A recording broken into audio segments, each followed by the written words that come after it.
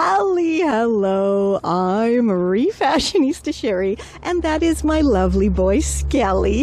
And I was actually pretty shocked at the winner of this week's tutorial subject poll. I thought for sure No Sew Tutorials was going to win by a landslide, but instead it was Mending, which I guess I shouldn't be surprised about because the older generations kind of sort of did drop the ball, right, when it comes to teaching the younger generation's life skills. And sadly, my generation, Gen X, is included in that. So that's why I am here now as a Gen X to teach you these life skills that are so very basic, but so very necessary, like how to sew on a button, how to mend a rip, all of these very easy things that to me are like, it's common sense, but if you weren't taught it, then you don't know it. Oh, also, you can now join my channel memberships and we can hang out together live. I am going to start doing live hangouts with me where we're going to watch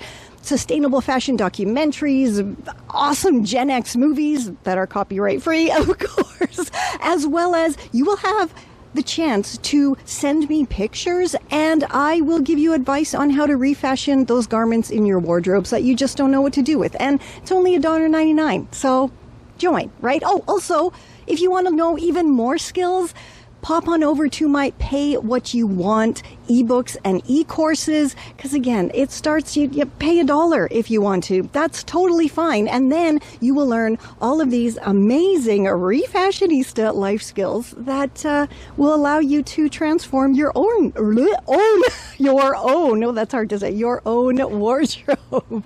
But you know what? Today we're doing some mending. So let's get mending. So for this relatively quick and easy project, you'll need your damaged denim, plus these awesome iron-on patches. Now, I don't know if you guys remember these from like the 80s. I'm sure they've been around for even longer than that, but I was a kid in the 80s. And yeah, these definitely got ironed on to the knees of my jeans as well as the belt loops. And I guess they were a good thing back then, and they're a pretty cool thing now. We're going to use these plus some other techniques to, you know, really make sure this is not going to come apart. We're not just going to use these, but these are definitely a ginormous help. Alrighty, so your iron-on patches, an X-Acto knife, and scissors, plus of course your iron and your sewing gear. Alrighty, so the first thing we want to do is of course get this kind of hanging end of the belt loop off. Now you can just simply chop that with your scissors, chop off this part where it is still attached, but I like to use my super sharp X-Acto knife here and really get through the threads that are still holding it on, like so. It's just easier to do it this way because then I don't have to worry about trying to pick them all off when I just, you know, chop it with my scissors. Now, because this is starting to fray here, just gonna carefully chop off those little frayed bits. Okay, that should be fine. And I'm actually just noticing that on the other side, so the other belt loop that I use to hike up my jeans is on its way to coming apart as well. So I'm just going to do them both at the same time and preemptively repair this other side as well. So now that I have my little hole all cleaned up, I have flipped that chopped belt loop up here so it's not going to interfere, and got one of my little patches. And the groovy thing about these is, of course, you can just cut them to whatever size that you need. And I have my iron all heated up and ready to go. So now this step isn't super entirely necessary, but I always like to do a kind of doodle stitch back and forth and back and forth and back and forth over top of the patch just to make sure it is extra super secure. So now the patch is really stitched on there well, and I have the added bonus of having the former hole all filled in with these back and forth stitches as well. So now it is super duper extra secure. And yeah, I did of course do that on the other side as well. And now it is time to stitch those belt loops back in place. Because I do not have a big industrial machine that can handle stitching this very thick denim, I am doing it by hand, and you can do this successfully. You just need a thimble to help push the needle through, or use my preference, a pair of pliers. I find that pliers really give me that, you know, grip on the needle that I need to really push it all the way through, and then once it's on the other side, I can grab it again and pull it. So I have my different method of you know, pulling needles and pushing needles through thick fabrics, and really the pliers work fantastic. But if all you have is a thimble, then go ahead and use that. You know, you just put it on your finger and really use it to push and shove that needle through the thick fabric. And it is all done and mended, and I now have functioning, sturdy belt loops once again on both sides here. So that is fantastic. They're not going to go anywhere. And yeah, now I'm going to go wear my jeans. How many of you have gorgeous, beautiful, voluptuous thighs like I do that tend to rub together and wear your jeans out in certain, you know, areas? Let me know down below. Do you have this problem? Because you know what? Today we're going to fix it. We're going to mend it. It is so quick, so easy. So let's just do it. Hello. Of course, it's super thin in the bottom area, and it's kind of got a run in it here. So that's what we're going to do. Let's go fix these. I want to wear them today, so here's what you need. So just like with my ripped off belt loops, I'm going to check both sides here. And of course, this is a side that really needs it, but it is pretty darn thin over here as well. So I'm just going to do this whole area, and hopefully, you know, I won't have to do this area anytime soon. Okay, so first I have them inside out, of course. Then I just grabbed those iron-on patches that I used for my belt loop tutorial, and I still have so many left, and these were less than $1, so that's just awesome. Yeah, and this one actually, no, that's not going to be big enough. Okay, let's grab out another one. So I think I'm really just gonna use them at the size that they are. You can, of course, cut them to whatever size you need, but that's just about perfect there. So now I'm just going to go iron these on. So I have my trusty iron. I'll heat it up here. I'm just going to place my patch over the area that needs it, and of course, iron it on. You really want to make sure you get all of the edges and corners really ironed on very well, because those are the places where they will start to lift pretty immediately if they're not properly stuck down.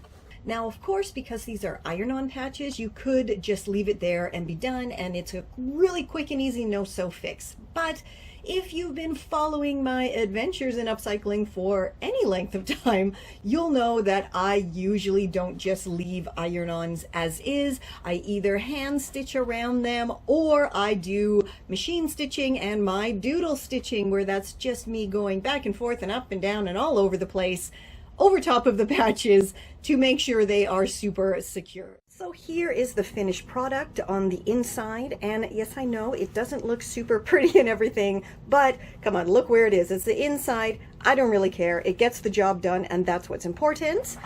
And let's flip them right side out. Now, I think I actually did an excellent job with color matching the thread to this specific kind of light blue area on my jeans here. And again, it might not look the greatest up close, but you know what? This area is like concealed in between my thighs here when I'm wearing my jeans. So unless someone is, you know, really well known to me, I don't think they will be in that area when I'm wearing my jeans. At least I really, really hope not. And so again, this is just another case of, you know, when you are mending or refashioning, the finished product does not have to look perfect by any means. If you're happy with it, that is what is important. How quick, how easy, how awesome is that mend? And as I said, this is the second mend for these jeans, and I want to know, do you guys have anything like that in your wardrobe that you just kind of keep mending it and mending it and mending it? Let me know down below. And I also want to know why. What is it about this item that you so love? A few weeks ago, I put my favorite jeans on and this happened. The zipper came off the track here on one side, and in all honesty, this has never ever happened to me before, so I have never had to do a mend like this before, but I think I figured out a quick and easy method, so let's just go ahead and fix it. For this, hopefully, a quick and easy project, all you need are your scissors and your hand sewing gear, and there is my little needle holder stuffy here. And I actually think I might have already pre-threaded the actual thread I need, which is great. And I want to know, as always, does anyone else do this? If you don't use all of your thread and there is definitely enough to tie a knot in the end, do you just kind of pop it into your little pin cushion so you can use it again? I mean, that's pretty no waste, I think. But you know what else? If you are not sure about how to get started hand stitching or refashioning, or you just want to brush up on your skills or get some new ideas, why don't you get my absolutely fabulous Refashioning 101 book? I was going to say ebook, but this is an actual proper book. I just marked the area here because this whole first section is all about thrifting and no-sew DIYs and all of my tips and tricks for that. But it is this section that we're going to talk about right now, getting started hand stitching, because it has, of course, everything you need. The stitches, what your sewing kit contents should be, even more stitches, how to sew on a button, like it's all here. I pretty much put in here every single thing that I think a beginner would need, because it's all the things that I needed when I first got started. And then of course we move on to loads of rockin' Refashionista tutorials for just about everything in your wardrobe. So link will be down below. Go grab it. It is awesome. Okay, so I have my thread on my needle and knotted, but we don't need that right now. So I'm just going to set it aside. What I do need are my scissors because, and again, I really hope this is going to work. We shall see. This is another one of those tutorials where I'm kind of learning right along with you because, as I said, I've never done this before. It's never happened before, so I've never had to figure it out. But because the zipper just jumped the one side of the track, not both sides, I'm pretty sure that I can get it back on, but it's going to take a little bit of snipping and a little bit of stitching. So I want to put this, as the zipper I'm talking about, as low down as I possibly can. And I think about there is going to do it. Now I'm just going to push it up. Okay, so let's do about there, right? Where was it? Well, I don't know. I didn't mark it, but whatever. We're going to guesstimate here. And now I'm going to just cut, if I can. Whoops. I'm just going to cut the actual zip here right in between these teeth to open it. There we go. To open it up. Okay, so you see how it's opened here? Can we get close enough? You see, I split it right there. Now I'm going to bring my zipper back down. And look at that. I didn't even have to mark it. I just did it in the right spot. I mean, I could have gone even lower, but you go lower than I did, okay? Anyway, so now hopefully I can just slip my zip on. This is a bit of a struggle, but we'll get there. We'll get there. Huh? Look at that. Look at that. Look, I did it.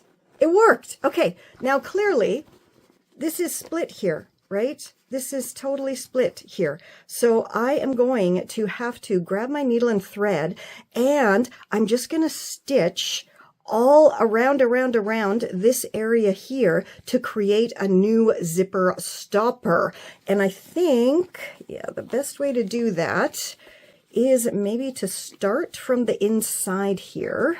I mean, I absolutely do not want to put my zipper back down because I don't want to risk it coming off again.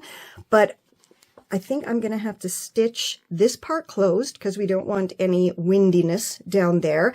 And then I'm going to stitch that little extra zipper stopper there. So I'm going to grab my needle and thread. Whew, this is a process, but you know what? We've only been doing this for less than 3 minutes, actually, in real time. In edited time, it's probably a lot less than that, but okay. Oh, these jeans are pretty well made, except the zipper, I guess. There, can you see there where I cut it? Yeah, okay, so I'm just gonna go right above there and pop my needle in and out. Okay, the thread is hard to see because it's quite matching this denim here, but now I got to anchor that stitch, and to do that, here's another freebie for you in the freebie, a freebie in the freebie. Just put your thread through itself in the loop and pull it, and you have anchored your stitch. I go into great detail in all of this in my Refashioning 101 book. So if you're not sure, get the book. Yeah, so now I'm just going to keep going through to the other side once again and looping that around. And when we come back, it'll all be done. All right, so everything is stitched, and it is quite picky, especially if your jeans have this exterior flap and one on the inside too, because it's a little bit hard to pin it back and hold it enough that you can really get in there. So the bottom of my zip, I just kind of folded over, and you can see it there. And I just tucked the other piece behind and stitched it all. And you can see there, maybe, there is my new zipper stopper. This is here, and it's also here because, as I said, it's pretty hard to stitch consistently when everything is trying to fold back, and this is really sturdy denim. As I was editing this lovely video, I realized that you really couldn't see my thread loop zipper stopper because the thread matched the denim just really, really well. So I did it again, and this time I used my Refashionista pink, but you can see here where the darker thread was originally, and then I just moved that down just in case this busts through. So now you can see much better, I hope, how that is done, and do it yourself very, very easily. I think I want to do one final, look at that, and look, zipper stopper working, one final security measure here, and I'm just going to grab some needle nose pliers and give it a pinch there, because I think that might help to stop this from happening again. I truly don't know, but I mean, it can't hurt, right? It's not hurting anything to give it a good old pinch down on the front and then on the back as well. And hopefully this is gonna stop it from jumping the tracks again. But if not, I actually now have a solution, which is great. So the next time this happens to you, you know, revisit this video and fix it yourself. You don't got to replace the zipper, especially if it's a high-waisted jean. You got a lot of zipper you can use here. But yeah, let me know what other mending hacks you would like me to come up with or share, or if you have something in your closet that's just not working for you, let me know. Hey, yeah, right. So I recently thrifted this rather fantastic winter dress coat. The only problem is there's 18 buttons on it, and every single one of them has definitely seen better days. Now, as I strictly shop in thrift stores and charity shops and for secondhand, finding 18 buttons that are all a similar shape and size to these ones is going to take me a little while. For this fast and easy project, you'll need your button victims, nail polish in a coordinating color, and painter's tape. Your first step is to simply tape around the buttons with that painter's tape to protect the garment. And then all you have to do is grab that nail polish and oh so carefully paint the buttons. Once your nail polish is completely dry, then go ahead and remove the tape. So what do you think? How fast and easy was that quick temporary fix? And you know, it's probably not going to last forever, but if it does get some chips in it, I can always just repaint over it. And also, it'll give me some time to source those 18 identical buttons somehow. Welcome to our thrift shop, and I just want to give a shout out and a big thank you to my kiddo for her awesome camera work. Always check the sleepwear section, and when I'm going through, I really just kind of look for patterns and fabrics that speak to me, and oh, there's a good one. It is toweling. It is fantastic. It is mine. So as you can see here, these very vintage buttons have definitely seen better days, so for sure they need to be switched out for something else. But it's not just that. Once I got this home and washed and tried it on, I noticed here this hem has come off halfway on the sleeve here, so I'm going to fix that up too. But let's deal with the buttons first, and I'll show you exactly how I learned how to stitch on buttons. But first, as always, I have to show you my little button storage container, how I store my buttons. And I know I have shown this before, but I just love it so much. So these are just olive jars, and they're all kind of stored by color here. And this little container I just got at a garage sale for about 10 cents. And yeah, it works. It's fabulous. So let's get to choosing some buttons now. So now when I'm choosing buttons, I mean, clearly the first step is you want to find something that is going to coordinate well with your garment, and something that's also a similar size to the original buttons.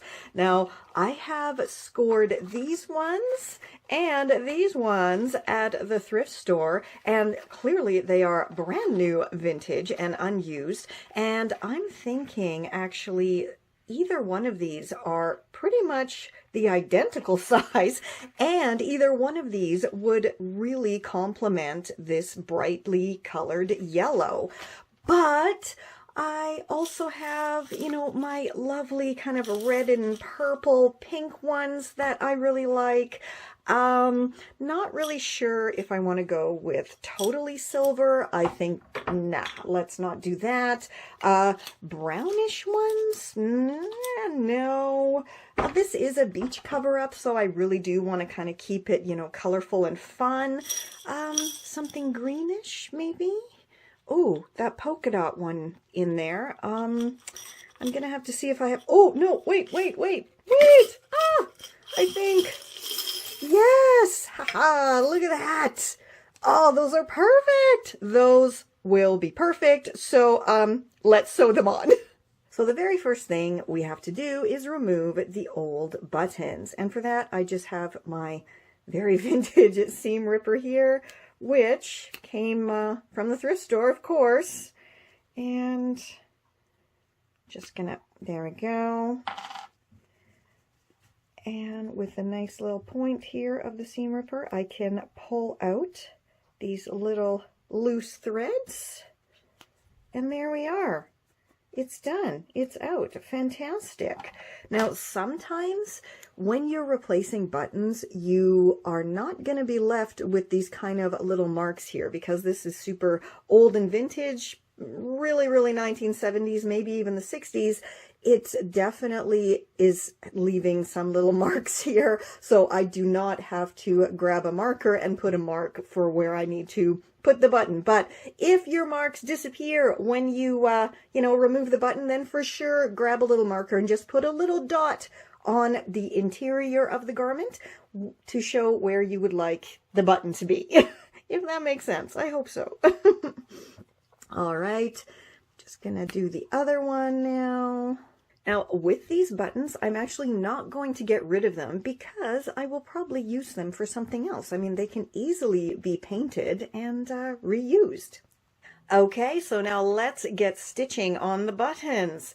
Now, I'm always curious to see how other people store their like hand sewing stuff. So here's how I store mine. I'll show you my little box here. It's just a little storage box, and it's easy to, grab out of my studio and take upstairs if I need to. And I have a whole bunch of sewing needles in here. And then I have my little wrist pin cushion that I made. And I mean, it's just like a little mini stuffy with an elastic stitched to the bottom, and it fits on my wrist. Another little stuffy as a pin cushion, and then a whole bunch of thread. Now for hand sewing, I like to use up the kind of remaining threads that, you don't want to thread your machine with it because it's going to run out. So that's why you see it's here so much almost a running out thread. Now, because I don't actually have the right kind of yellow in here, I did go into my sewing machine thread stash and I grabbed this, which is like the perfect matching color, which is fantastic. So, yeah, I guess it's time that we need to thread our needle. And I really do not faff about anymore with trying to lick the end of the thread and feed it by just my poorly eyesight. So now, let me just grab a needle here. On this guy, I kind of keep my favorite needles. And so we're going to grab this one. Was recently used clearly. And yeah, I love these little needle threaders. And they actually come with most little mini sewing kits nowadays, like the ones you can get at the dollar stores and everything. Now, speaking of getting started sewing, that's all you need. This is it. You don't need anything fancy. You don't need to go buy anything that's very expensive. Just one of these little freebies is good enough to get you started with stitching on buttons, doing some minor hemming, and that's all you need, really. Yeah. So, how my grandma actually taught me how to stitch on a button is, of course, first we got to thread the needle. So you take your nice little needle threader, and is Jacko tippy tapping by again, pop the little wire, I say Jack, into the needle hole, or the eye of the needle. I'm sorry, I'm using the wrong terms here. We grab our thread. Okay, so we're gonna push our thread through the two little wires and then just simply pull it through and your needle is threaded. I love these things so much, and again, they come free with most super cheapy or even free sewing kits, so get one or two or three. They're fantastic. Okay, now just gonna get enough thread here. Alrighty, so now we're gonna knot the ends. Now again, for people who already know how to do all of this, by all means, skip ahead. All the timestamps are down below, so you can just scroll to the description box and have a look at what you want to see and click the timestamp and it will take you right there. For those who want to see this, well, now we're on to the next step. We have our two ends of thread, and we're just going to loop it around itself and knot it. Super duper simple. Is the camera picking up that little tiny knot there? I like to always try to do a double knot if I can. Sometimes it works, sometimes it doesn't. But I think, well, maybe it kind of worked this time. At least it's 2 knots beside each other right there. Okay, now I'm going to trim off the little bit of excess thread. And let's get stitching on our buttons. So the very first thing we have to do is make sure our buttons are going to be in the right place. Now for something like this, like a little wrap kind of top or dress, you can actually really easily upsize it by simply moving the buttons over if you have space. This luckily fits me with a little bit of room to spare, so I'm just going to go through and use pretty much the exact same position as the original buttons. Now, what my grandma showed me, and I still do this to this day, is we're going to first push through and then grab a button. And now these are the buttons with the loop on the back, so they're super simple actually to stitch on. I'm going to put that through and then go back down through my fabric. All right, now you can see the thread is pulling, la. Okay, now if I just were to pull this knot really isn't enough to hold this in place, because this is quite a thick fabric here, and it's not, you know, a really tight weave. So I'm going to put my needle, if you can see that, I hope so, through the little tied loop there and create a very secure anchor knot. It's not going to go anywhere now, so I do not have to worry about my thread slipping through my fabric. And then, of course, all we have to do is continue going up through the fabric and through the loop on the button and then back down through. And we're just going to do this, I don't know how many times, more than a few times, until you feel that the button is very secure. I really tend to overstitch my buttons on because there's nothing worse than a loose button and you're out and about, and what do you do if you got a loose button? You know, well, I always have a little mini sewing kit like this in my purse, but I don't think most people carry that around like I do. So yeah, just, you know, stitch as many times as you feel is necessary. There's kind of no rules here, you know. If you want a loose button, just do it a couple times. If you want a super secure one, I don't know, around 10-ish times, I guess. Okay, that's feeling pretty secure. All right, so yeah, that's good. Actually, I might just do one more. One more for safety. All right, and back down. Whoops. Oh, this finger. And back down again. Okay, now you could just simply snip your thread here and tie up the 2 ends, but we want this to be extra secure, just like when we started. So you're gonna kind of stitch a little bit back, ouch, through the thread, or through the fabric, sorry, and create another little loop and do your same little knot like you did at the beginning. If your thread kind of tangles up a bit, just really gently pull it, as I'm doing here, and it will sort itself out. And then I like to do another one, again, just for extra security.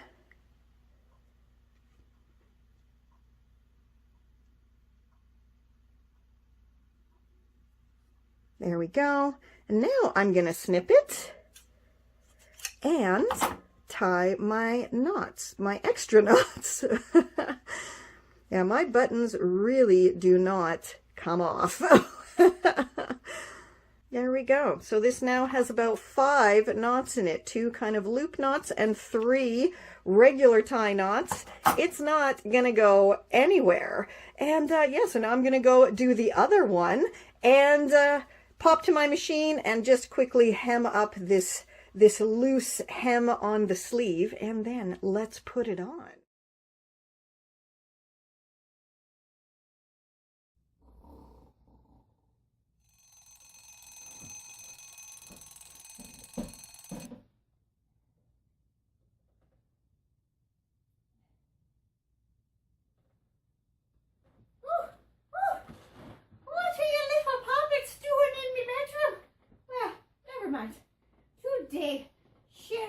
to show you how to transform that dowdy vintage nightgown you got at the thrift store into a fantastically adorable baby doll dress. And she's also going to show you how to cover up and conceal those old vintage stains that simply won't budge. So, yeah, stick around for that and get out of me faking bedroom. For this quick and easy project, all you need is your groovy vintage nightgown, a dress that has your ideal length, your scissors, and your sewing gear. For your first step, just lay the dress that has your ideal length on top of the vintage nightgown with the shoulder seams lined up. And then go ahead and use the hem of that top dress as the guide to mark the length of your nightgown. Now, I always like to give myself a generous seam allowance because it's always a lot easier to cut off a little bit more if it's too long than to try to make a too short dress longer.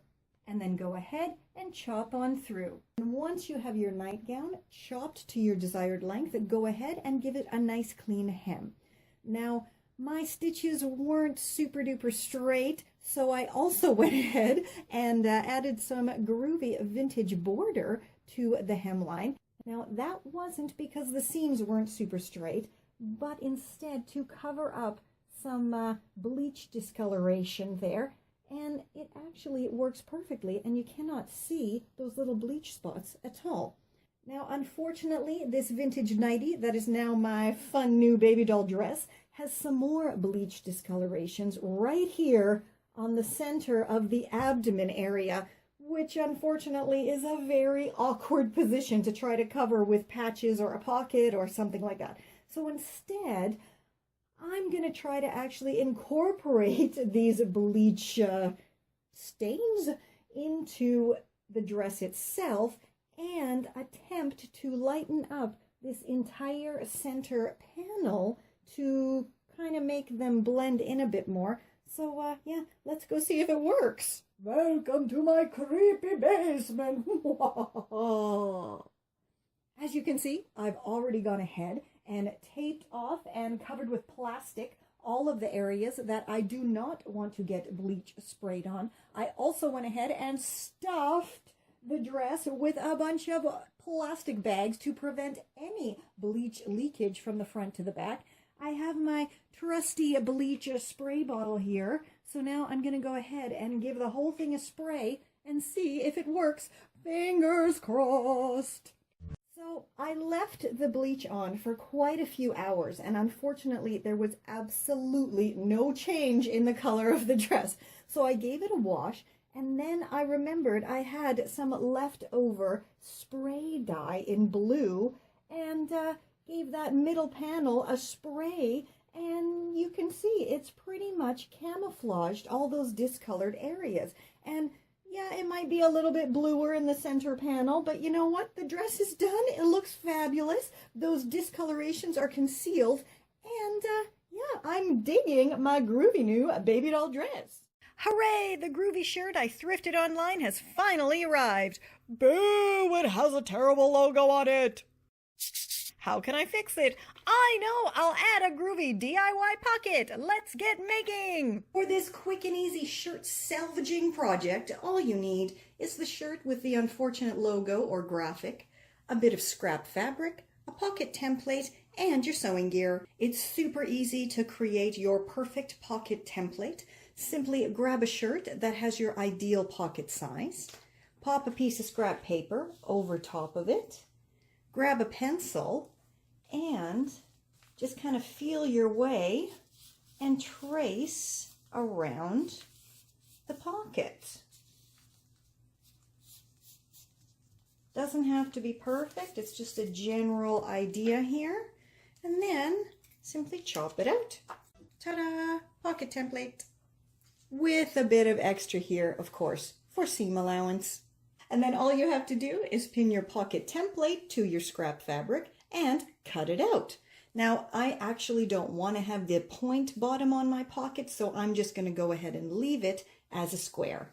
Now, because my funky little piece of scrappy fabric was kind of see-through and quite thin, I went ahead and stitched another piece of fabric to the back. I simply put them both together with right sides facing, stitched all the way around, leaving a space for turning it right side out. Now I'm going to flip it right side out. Here's a quick little tip to make your corners nice and crisp. Grab an old chopstick. Now, of course, I've decorated mine, and use it to gently push out the corners of your fabric. Now I'm going to go ahead and top stitch all the way around to seal up that little opening and to make the sides extra sturdy and strong. Once you're happy with your pocket, go ahead and place it over top of that annoying logo graphic and stitch it all together. Now remember, leave the top open so you can use it as a pocket. Et voila, my groovy shirt is now logo free and has a fantastic pocket, making it super unique and just my style. Now I used a tight zigzag to stitch my pocket on because the fabric of this shirt is super stretchy, and the zigzag stitch will still allow the fabric that bit of stretch it needs so it doesn't pop the stitches. How quick and easy was it to fix that annoying logo? And now I have an adorable little pocket shirt. Yay! I thrifted a couple of awesome vintage items online, so let's see what I got. I love it when sellers include a lovely little thank you note. It's just so personal and wonderful. First up is this amazing butterfly belt. How gorgeous is that? Now, the seller did let me know that it is pinned together and it does need some work, but I'm a refashionista, so that's not an issue for me at all. Okay, here's the main event. This absolutely gorgeous jumpsuit. Take a look at those amazing 80s puffed and pleated sleeves and shoulders there. It is from the brand California Girl, and there are some minor flaws that need to be fixed in this, which again is fine. I'm a refashionista, like this button doesn't match, and I just noticed that here needs to be restitched, and there's a couple other seams that need to be restitched, so I'm gonna go do all of that, and then we're gonna style it up. Okay, so before we go style it all up, let's take a peek at exactly how I mended everything. Now, clearly this belt did need some work, right? I mean, it was held together with pins. It was also fraying. It was also way too big for me. So the very first thing I did was remove the buckles and chop it to the size I needed. Then, I don't know if you can see this, but because the elastic was starting to fray where I chopped it, I simply took my handy little lighter and applied some fire magic, and it melted the edges, so now it's not going to fray at all. Then I simply wove it through once again and hand stitched it on both sides, and now I have a lovely butterfly belt that fits me perfectly. So now that my jumpsuit is all mended and washed, we can do some vintage tag appreciation here. I did manage to get this quite flat, so that is awesome. We can now read that it does indeed say California Girl. And this company apparently started in the late 60s and went until about the early to mid 90s. And I'm pretty certain this jumpsuit was one of their fabtastic 80s specials. So the very first thing I did to mend this was, of course, to remove all of that unattractive white hand stitching that was here, and of course used my fancy new machine on this fabric because it was quite thick, and I'm proud to report that my heavy-duty machine went through it like butter. I will link down below for you if you want to take a closer look at my fancy new machine. Anyway, so I wish I had a better matching color thread here, but I didn't right now, but maybe I'll find one in the future and just go over it again, but I don't think it's that big of a deal. All right, next up, of course, I had to switch out the buttons here because they were not looking great. Some of them were kind of dinged up, so I used these adorable little floral ones, and then noticed that I had these in the back, which are pretty much the identical color, and I'm sure they are from the same generation as the jumpsuit, so I put that on the front, that on the back, and did the same thing on the other side, but used a blue one. And I just think that looks so adorable now on the cuffs. And you know what?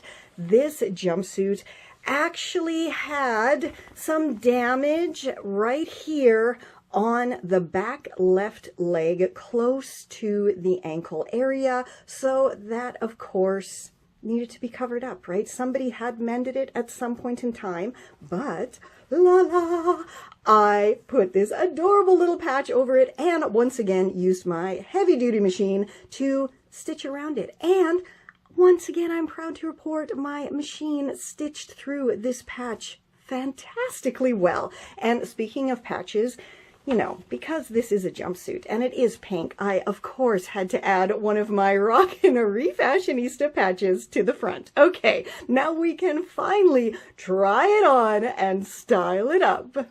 I am absolutely feeling like a rockin' Refashionista Barbie in this amazing mended vintage jumpsuit and belt too.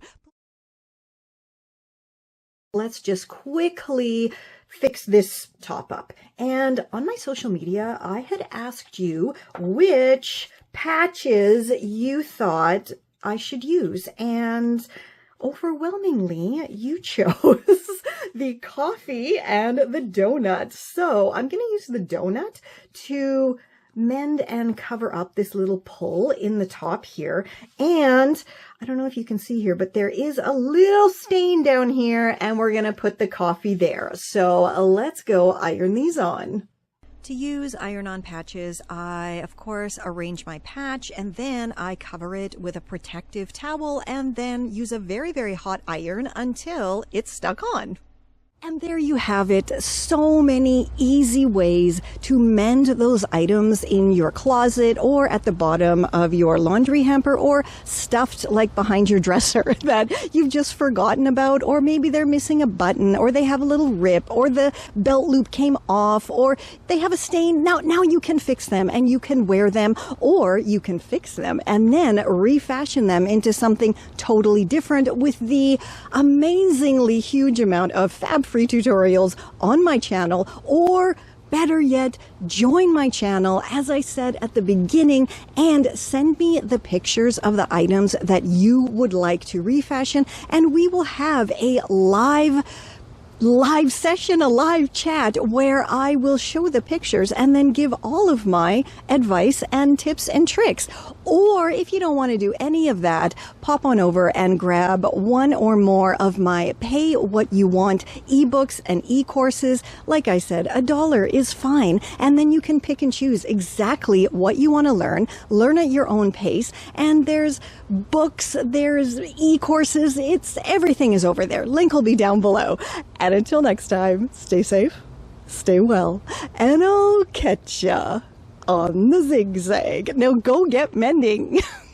This is Confessions of a Refashionista.